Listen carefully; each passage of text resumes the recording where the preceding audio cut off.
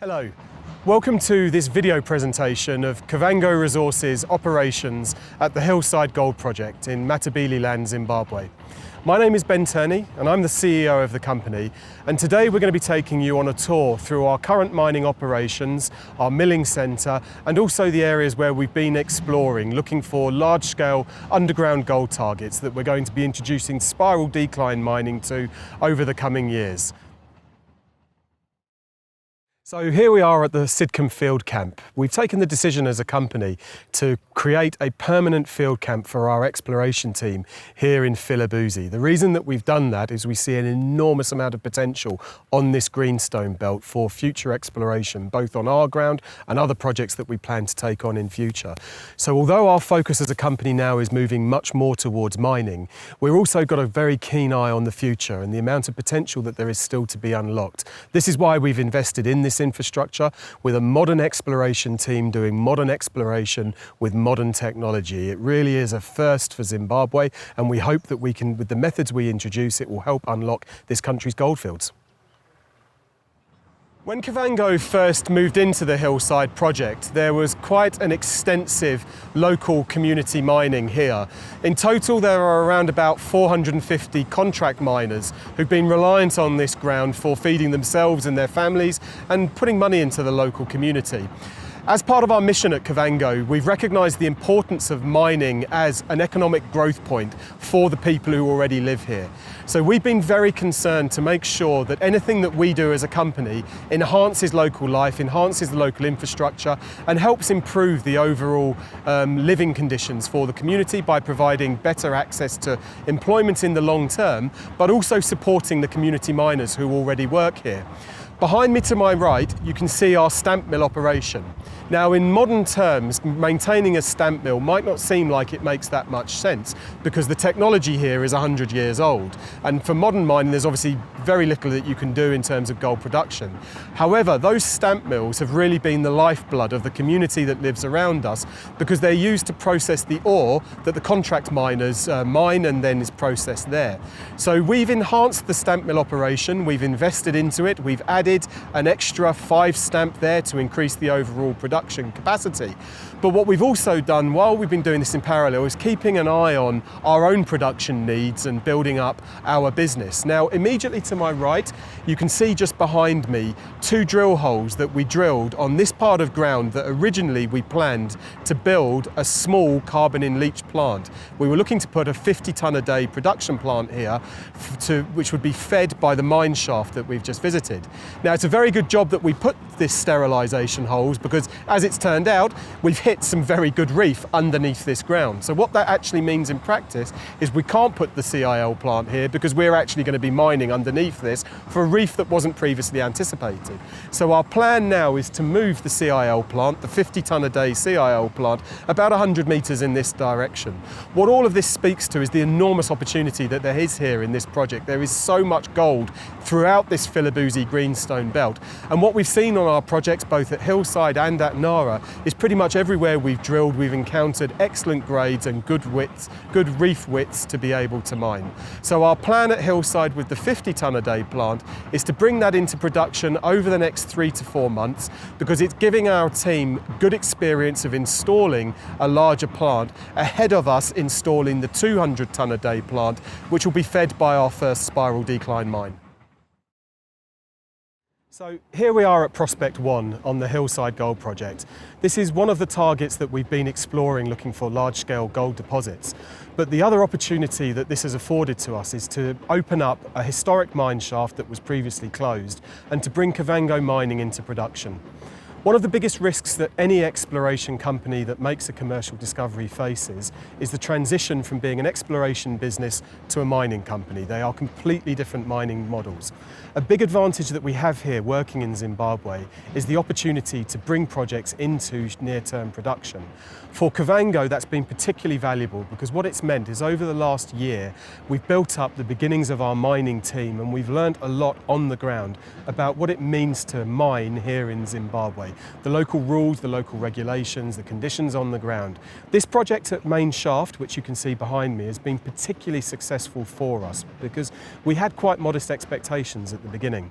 The historic mine goes down to 2 level, down to 60 metres, but we'd heard that there was also potentially a 3rd level underneath that had remained untouched because of issues around gaining access to it. We've opened up access to that 3rd level, and some of the results that we've pulled out of the ground from our underground drilling have been incredibly encouraging. What you can see behind me to the right is a pile of ore that our team has mined that's running between 2.5 to 3.5 grams a tonne. So the grade that we're consistently pulling out of this target is very encouraging.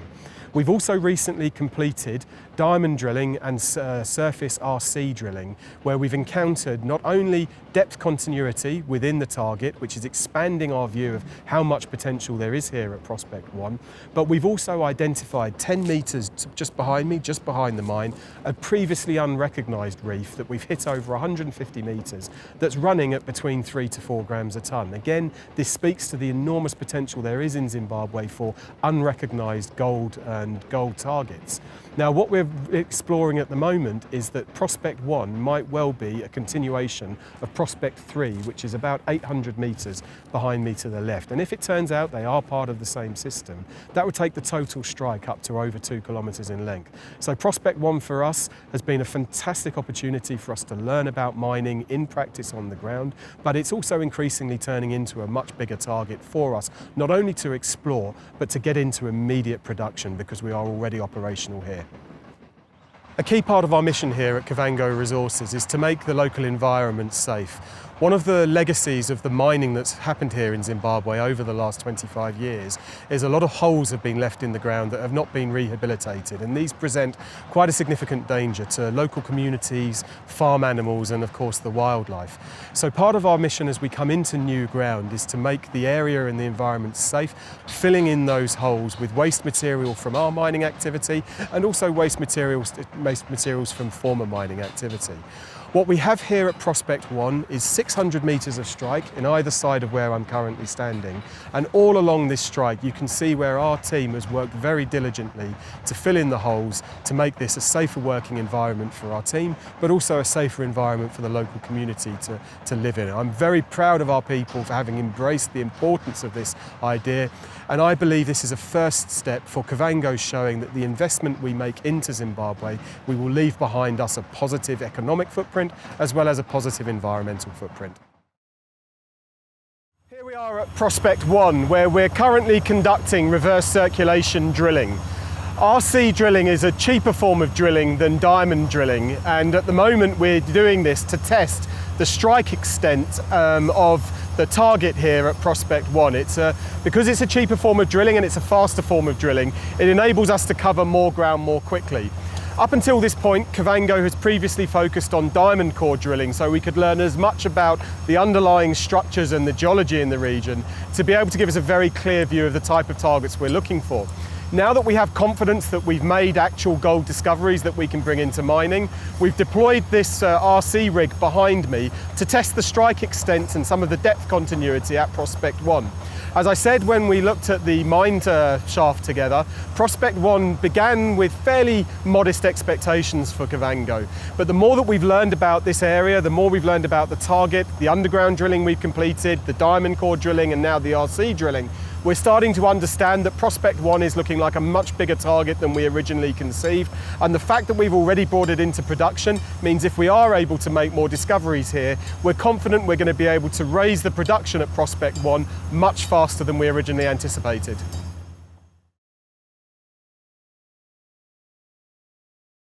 So this is the discovery hole at Steenbok Prospect 4, where we encountered 2.5 metres running at 29 grams a tonne. This gave us a lot of confidence in the potential of this target to host a large mineralised system for us to mine. Behind me, the small-scale miners have mined 12 parallel reefs going up the slope of the hill towards the granitic intrusion that's in the background.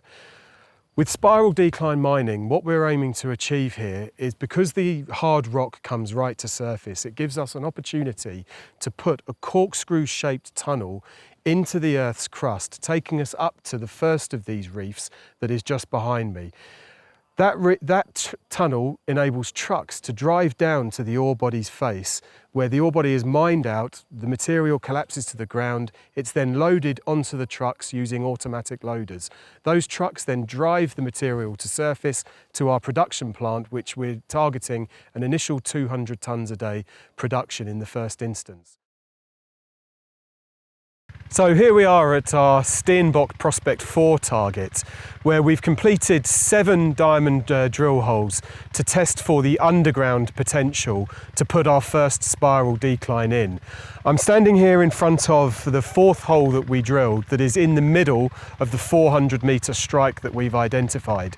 The reason that's significant is that for a spiral decline, they need roughly 200 metres on either side to enable the pipes for efficient ventilation into the mine. So we believe this is going to be the site where we're going to sink one of Zimbabwe's most modern mechanised mines.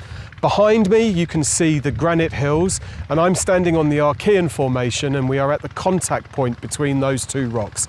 This is some of the most prospective ground when looking for gold in these orogenic gold systems, and the results that we've seen from exploration here have really far surpassed our expectations. So this really is where our journey begins. This is the mineralised zone which was mined from surface by the small-scale miners, where we hit 2.5 metres at 29 grams a tonne. 400 metres of strike, 200 metres width. We've identified 8 mineralised zones within this section. And this is only one of our targets within the Hillside area. And also, of course, we have Nara then to build in after that. This really is the start of something very exciting for Kavango. We're really looking forward to updating you more as we continue along this journey with future video updates. So thank you very much for joining us today, and we look forward to providing you with more updates as this project develops.